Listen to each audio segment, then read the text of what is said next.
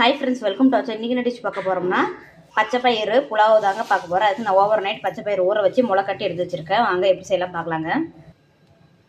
இப்போ குக்கரில் நல்லெண்ணெய் ஆட் பண்ணியிருக்கு. இப்போ வந்து நம்ம ஹோல் ஸ்பைசஸ் ஆட் பண்ணிடலாம். கொஞ்சமாக கருவேப்பிலை ஆட் பண்ணிடலாங்க. வெங்காயம் ஆட் பண்ணிடலாம்.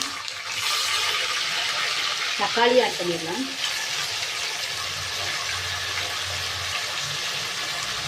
இஞ்சி பூண்டு விழுது ஒரு டேபிள் ஸ்பூன் ஆட் பண்ணிடலாங்க.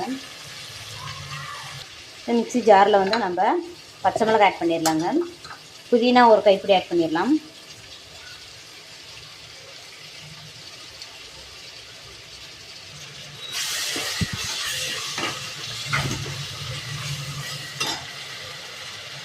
இப்போ உப்பு கொஞ்சமாக ஆட் பண்ணிடலாங்க.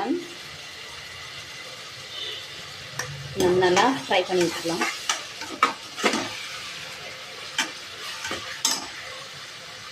மஞ்சள் பொடி ஒரு 1/4 டீஸ்பூனுங்க.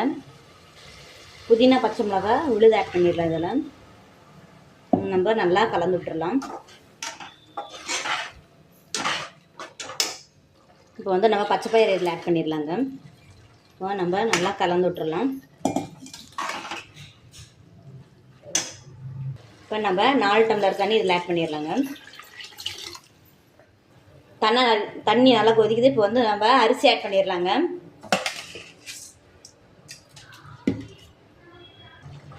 இப்போ வந்து ரைஸும் தண்ணி இந்த அளவுக்கு இருந்தால் கரெக்டாக இருக்கும். பிரியாணி உதிரி உதிரியாக வரும். இப்போ வந்து நம்ம ஃபைனலாக வந்து மல்லித்தலை ஆட் பண்ணி நம்ம க்ளோஸ் பண்ணிடலாங்க. ஒரு 2 விசில் விட்டால் போதும், புலாவ் தயாராகிடும். பச்சைப்பயிறு புலாவ் தயாராகிடுச்சுங்க. பாருங்கள், நல்லா உதிரி உதிரியாக போலன்னு பாருங்கள். அரிசி கொஞ்சம் கூட உடையவே இல்லை. பாருங்கள், சூப்பராக இருக்குது. நம்ம வேறொரு பிளேட்டுக்கு மாற்றிடலாம். இப்போ வந்து நம்ம பச்சைப்பயிறு புலாவ் எப்படி இருக்குன்னு டேஸ்ட் பண்ணி பார்க்கலாங்க.